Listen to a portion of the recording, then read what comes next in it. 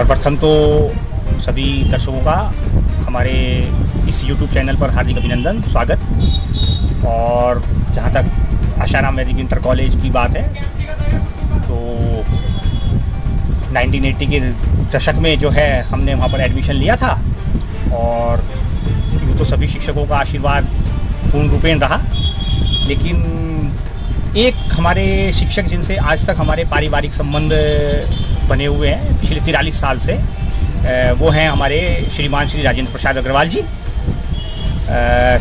7th class में हमें उन्होंने इंग्लिश फर्स्ट पढ़ाई, बहुत ही बढ़िया उनका मेथड रहा। वैसे वो कॉमर्स के ऑलराउंडर हैं और दुर्भाग्य ये रहा कि उन्होंने इंग्लिश सेकंड हमें नहीं पढ़ाई, वरना हम भी इंग्लिश के तो कम से कम ऑलराउंडर होते। तो श्रीमान श्री राजेंद्र प्रसाद अग्रवाल जी के विषय में मैं यही कहूँगा कि एक ऑलराउंडर व्यक्तित्व के धनी आशाराम वैदिक इंटर कॉलेज के हमारे जो अध्यापक हैं, जिनसे हमारे आज तक पारिवारिक संबंध हैं, और ईश्वर कृपा करे साहब उनका आशीर्वाद हमारे उस पर बना रहे, आशीष उनका बना रहे, और ये जो पारिवारिक संबंध हैं ये हमारे यथावत रहें उनसे। एक और हैं हमारे श्रीमान अध्यापक श्री रमेश चंद्र गर्ग जी, जबकि वो उनके पड़ोसी हैं, उनके साथ भी हमारे पारिवारिक संबंध हैं। लेकिन जब हम लगभग सभी शिक्षकों की एक तुलनात्मक अध्ययन करते हैं तो दो ही शिक्षकों का नाम साहब ध्यान में रह जाता है, एक श्रीमान श्री राजेंद्र प्रसाद अग्रवाल जी और एक श्रीमान श्री नसीम अहमद जी। नसीम अहमद जी का जो एक कंटेंट था, जो हमने आपको पहले भी बताया था अपने चैनल के माध्यम से, वो साहब आज हमें आपके साथ में एक दुविधा हुई, आपका नाम लेने में उनको काफ़ी याद करने में काफ़ी कठिनाई होती थी, वो क्या वाक्य था?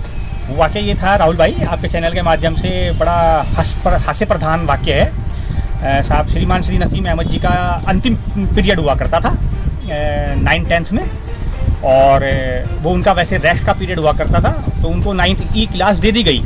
वो बायोलॉजी की टीचर और इधर अकाउंट्स का सेक्शन।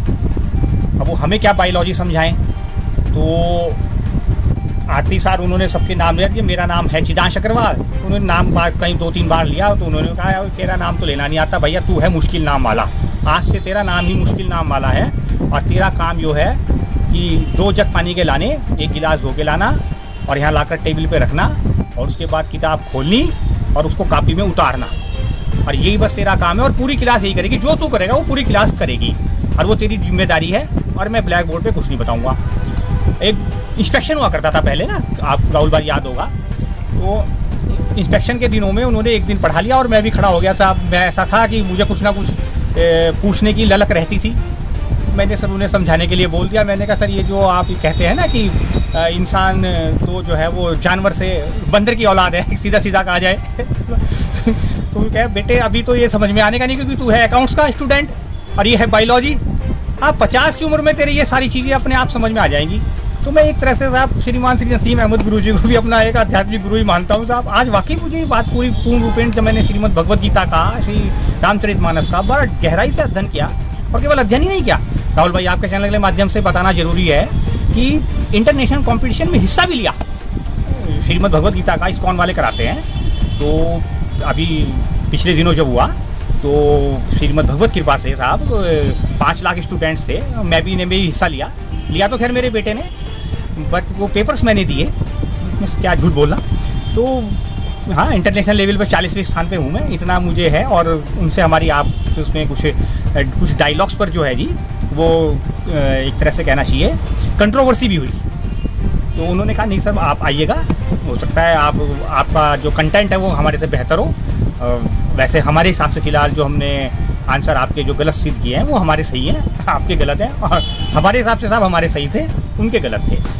तो ये आध्यात्मिक ऊंचाई पर है साहब, जीवन की ऊंचाई पर पहुंचाने में श्रीमान श्री राजेंद्र प्रसाद अग्रवाल जी का बड़ा भारी योगदान है, और आध्यात्मिक ऊंचाइयों पर पहुंचाने में साहब वो कंटेंट जो मुझे जब भी याद आता है वो तो नसीम गुरु जी याद आ जाते हैं एकदम।